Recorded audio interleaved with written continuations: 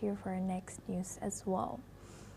Now, Russian state media has reported that Mohammad Eslami, the head of Iran's atomic energy organization, has arrived in Moscow for talks. This comes as the 15-member UN Security Council earlier opted not to permanently lift sanctions on Tehran after 3 European countries launched a 30-day process last month to reimpose them. The European powers had accused Tehran of failing to abide by the 2015 deal that was meant to stop Iran from making nuclear weapons. Iran has denied having any such intention. Russia says it supports Tehran's right to peaceful nuclear energy. Eslami is also Iran's vice president. It is not yet known whom Eslami would meet in Moscow. Now we go back to Professor Andrew Latham. He's a professor of international relations, joins us live from Minneapolis. Thank you, Professor, for staying with us. Now, what role might Russia play in supporting Iran's nuclear program? And why this timing that Iranian vice president is visiting Russia while the UNGC is meeting in New York? Well, to go to your second question first, the timing is everything here. The British, the French, and the Germans have threatened to and initiated a process of re-establishing the really harsh sanctions that were in place before President Obama negotiated the JCPOA, the Iran nuclear deal.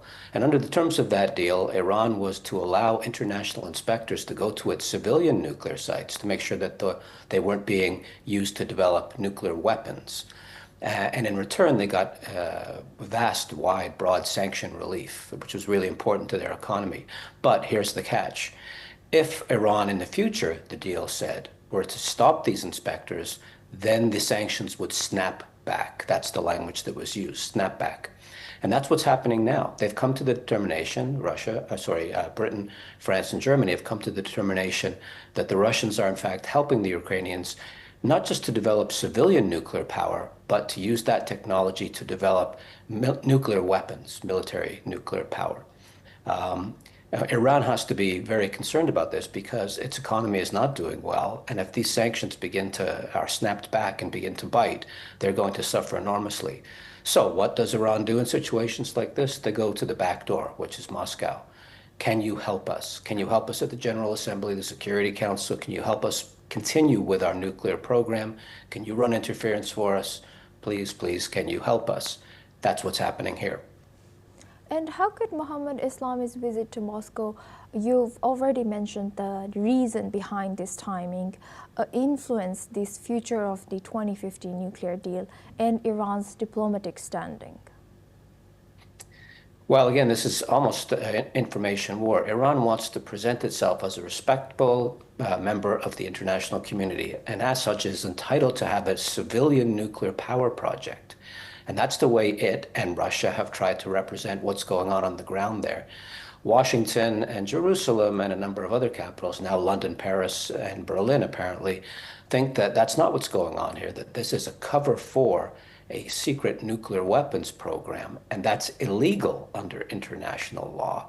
And that's where these snapbacks key in. So it is about information warfare. It's about shaping the way the international community views what you're doing.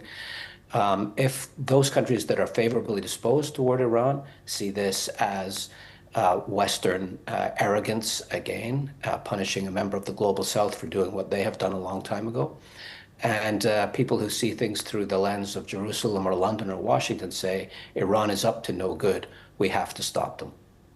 Right. Thank you very much, Professor Andrew Latham, for joining us and sharing your insight throughout our news. Now we move on to our next news. Heavy rains in